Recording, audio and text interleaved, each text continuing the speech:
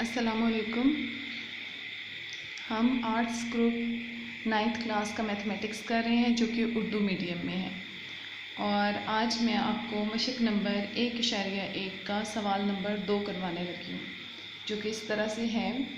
दर्ज झैल कसूर को फ़ीसद की शक्ल में लिखिए। यहाँ वो बच्चे जिन्होंने 8th क्लास तक इंग्लिश मीडियम में पढ़ा है और अब आर्ट्स रखने की वजह से वो उर्दू मीडियम में से पढ़ रहे हैं, क्योंकि कुछ स्कूल्स में है कि आर्ट्स रखते हैं जब, तो फिर उसके बाद उन्हें आर्ट्स वाले बच्चों को उर्दू मीडियम में पढ़ाया जाता है। तो कसूर क्या होती हैं? फ्रैक्शंस। ठीक है, तो नीचे ये जो दी गई हैं, ये देखिए, ये फ्रैक्शंस हैं।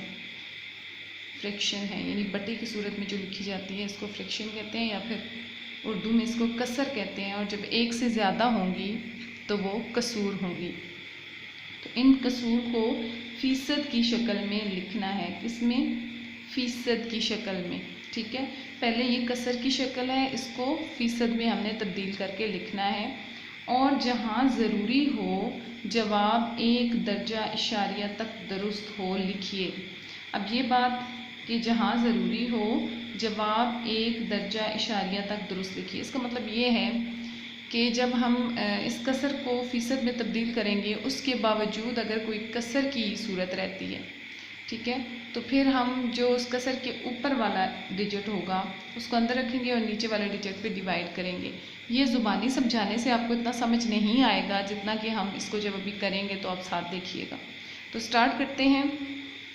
मैंने पहले अपनी पिछली एक वीडियो में जिसमें आपको समझाया था कि कैसे कसूर को फ़ीसद की शक्ल में लिखते हैं, तो आपको बताया था कि कसर के जब हमें गिवन होती है, दी हुई होती है, तो इसके साथ सिर्फ मल्टीप्लाई 100 करने से ये किस शक्ल में चली जाती है? फ़ीसद की शक्ल में। ठीक है, जैसे अगर ये 3/4 है तो इसको सिर्फ मल्टीप्लाइड बाय 100 करना है, यानी ज़रब 100 करना है हमने, तो ये खुद ब खुद फ़ीसद की शक्ल में चली जाएगी।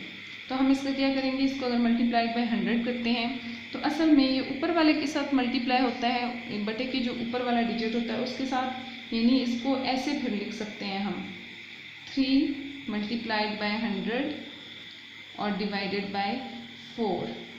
तो यहाँ पे अब देखिए हम काट सकते हैं। जैसे 4 जो है ये 2 के टेबल पे आता है, तो 2 2s are 4 और ये 2 5s are 10 और ये वाला एक 0। ठीक है, इस तरह ऊपर हमारे पास 50 आ गए। यहाँ पे इसको मज़ीद सिंप्लीफाई करते हैं। यहाँ हमारे पास बच जाएगा 3 मल्टीप्लाई 50 ऊपर है हमारे पास, और नीचे क्या है? 2। ठीक है, अभी यहाँ पे ये मज़ीद 2 से कैंसिल हो सकता है, कट सकता है 2 के टेबल पे, क्योंकि 50 अभी भी आ जाता है। कैसे? 2 1s are 2 और ये देखिए ज़रा 2 2s are 4 हो जाएगा, जबकि ये 5 था, 1 बचा, उसको इस 0 के साथ लगाएंगे 10 और 2 5s are 10। तो इस तरह हमारे पास क्या बच गया? ये देखिए 3 मल्टीप्लाइड बाय 25। जब नीचे हमारे पास सिर्फ 1 रह जाए तो हम फिर बटे के नीचे कुछ नहीं लिखते। ठीक है, तो 25 को 3 से मल्टीप्लाई कर लेते हैं। 3 5s are 15 और 3 2s are 6 और 1 7। तो ये हमारे पास आंसर आ गया है 75%, यानी 75%। ये हमने इस फ्रैक्शन को फ़ीसद में, इस कसर को फ़ीसद में तब्दील किया। ठीक है बच्चों, अब नेक्स्ट आगे चलते हैं। यहाँ पे देखिए ये पार्ट नंबर 1 है, दरमियान में मैं पार्ट नंबर 2 छोड़ रही हूँ आपके लिए कि पार्ट नंबर 2 की आप खुद प्रैक्टिस करेंगे। नेक्स्ट मैं आपको करवाती हूँ पार्ट नंबर 3, वो है 4/25। तो अभी मैंने क्या बताया है, किसी भी कसर को फ़ीसद में तब्दील करना है तो उसको मल्टीप्लाइड बाय 100 करना है। यहाँ पे भी ऐसे करेंगे हम।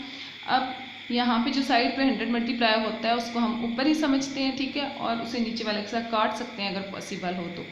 जैसे ये 100 5 से कट सकता है, 5 के टेबल पे आ जाता है। जैसे 5 2s are 10 और 0, और नीचे ये जो 25 है ये 5 5s are 25। ठीक है, तो यहाँ पे हमारे पास क्या आ गया? ऊपर आ गया 4 मल्टीप्लाइड बाय 20 और नीचे क्या आ रहा है? सिर्फ 5।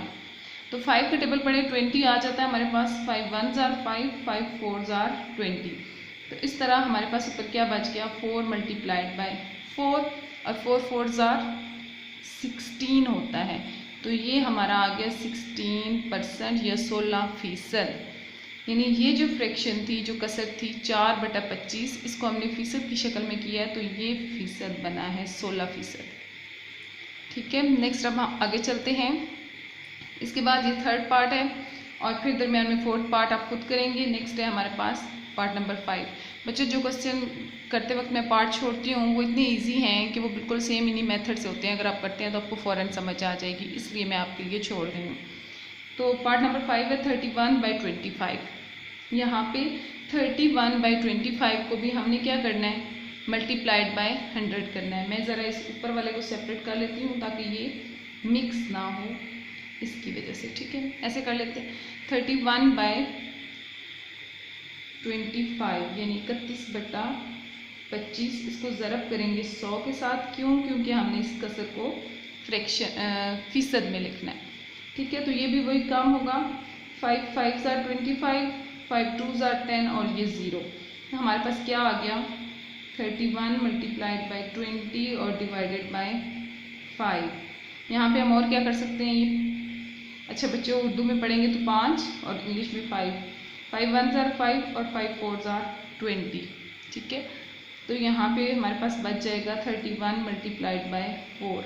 31 को 4 से मल्टीप्लाई कर लेते हैं। 4 1s are 4 और 4 3s are 12। तो ये आ रहा है 124%। यही हमारा आंसर है। ठीक है, सिमिलरली हम आगे चलते हैं। 5 के बाद फ़ौरन ये 6 पार्ट है हमारे पास 21/40। इसको भी हमने किस में तब्दील करना है, फीसद में। ये खुद किस में है, कसर में। इसको हम मल्टीप्लाइड बाय 100 कर देते हैं यहाँ। ठीक है, तो ये क्या हो जाएगा, ये वाला सिफर इस सिफर से कट सकता है।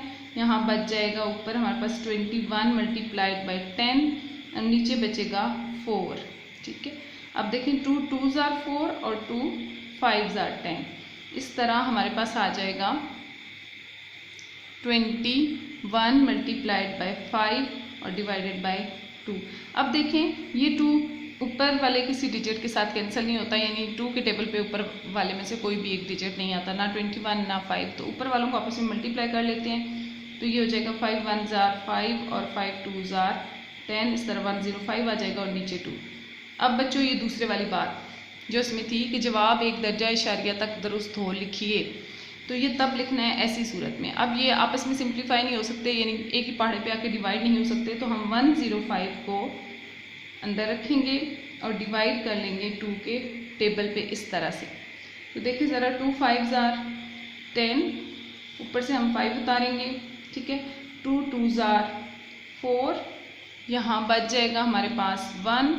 अब 1 छोटा है 2 बड़ा है, तो हम यहाँ पॉइंट लगाएंगे और यहाँ पे 0 और 2 5s are 10। इस तरह ये सॉल्व हो गया और ये हमारे पास आ गया 52.5%, यानी 52.5%। आगे समझ, पॉइंट के बाद एक दर्जा इशारिया की बात ये थी कि पॉइंट के बाद एक लफ्ज़ आना चाहिए। ठीक है, इस तरह से हम कर लेंगे। अगर कोई फ्रैक्शन इस तरह की हो जिसे सिंप्लीफाई ना किया जा सकता हो इतना कि वो आपस में तकसीम ना हो, वहाँ रुक जाए, तो फिर हम क्या करेंगे, उसको हम इस तरह से इशारिया में उसका आंसर ले आएंगे। ठीक है, इसके बाद नेक्स्ट है पार्ट नंबर 7। ठीक है, ये हमारे पास 23/60। इसको भी क्या करेंगे, मल्टीप्लाइड बाय 100।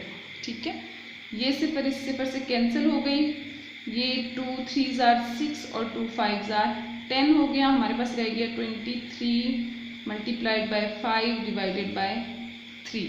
ठीक है, अब 23 को 5 से ज़रब दे लेते हैं, तो ये हो जाएगा 5 3s are 15, 5 आ गया और 1 बच गया। 5 2s are 10 और 1 11 डिवाइडेड बाय 3। अब क्या करेंगे, 115 को डेफिनेटली अंदर रखेंगे और 3 से डिवाइड कर लेंगे। तो यहाँ करके देख लेते हैं। 115 को मैं अंदर रखती हूँ, 3 से डिवाइड करती हूँ, तो 3 3s are क्या होता है 9 10 11। 2 बच्चे यहाँ लगा लिए, ऊपर से उतारा 5, 3 8s are 24। ठीक है बच्चे, इस तरह यहाँ से 1 बचेगा। अब यहाँ पॉइंट लगाएंगे और यहाँ पे 0 लगेगी। फिर 3 3s are 9। तो देखें ज़रा, 10 में से 9 गए, फिर 1 बच गया। लेकिन हमें कहाँ तक आंसर चाहिए, इशारिया के बाद एक दर्जे तक, यानी पॉइंट के बाद सिर्फ एक डिजिट तक। तो हम यहाँ पे इसको छोड़ देंगे और आंसर लिख लेंगे 38.3%। तो ये हमारा आंसर होगा किस फ्रैक्शन का, इसका 23/60। 60 का। उम्मीद करती हूँ कसूर को फ़ीसद में बदलना समझ आ गया होगा आपको। और इस सवाल के जितने पार्ट मैंने अंदर से मिस किए हैं वो सिर्फ इसलिए किए हैं कि उनकी आप खुद प्रैक्टिस करेंगे और उनको आप खुद करेंगे मेरे इस बताए हुए तरीके के मुताबिक।